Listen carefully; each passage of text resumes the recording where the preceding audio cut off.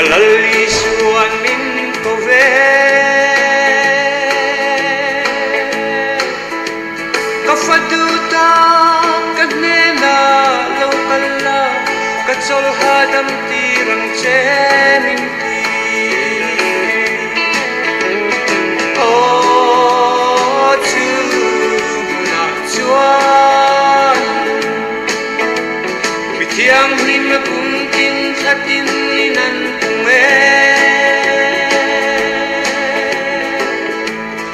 Thiên lan căng lạc lên về mấy cây sông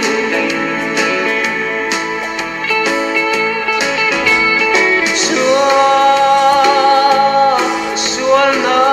có về hi Đi cùng hương từ ra đi lâu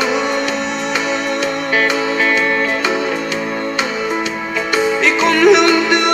răng các qua say ác xe Kadena long horo minti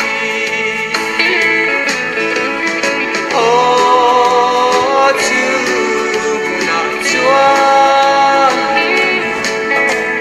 Bitiang him kung tin khatin nan kume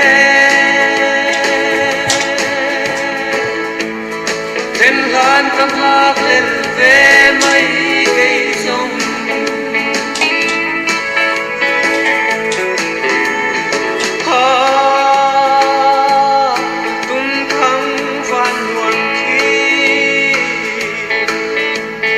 Hân trên về hun chùa ni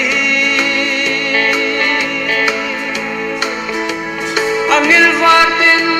min lâu hua căng sẽ ôm mày cơ sẽ tốt là vòng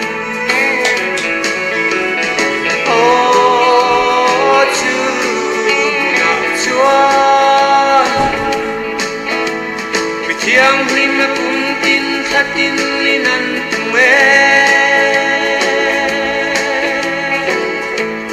Thiên lan căng lạc lên về mấy cây sông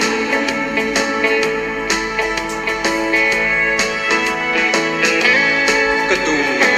hoàn hoàn Cả thiên chúa Mang em hoàn lên Những lòng hua căng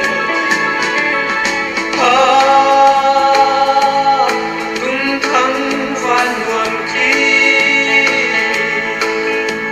Cả hân thiên về hun chùa hi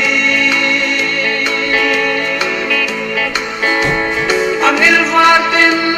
min lâu hua căng sẽ ôm mày sẽ tốt vọng Ô chu na chuan Vì thiang him cùng tin khatin nan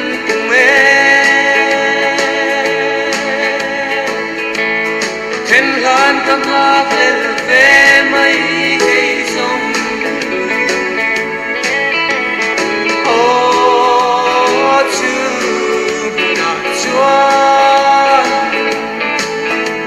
Vì thiang him cùng tin khatin nan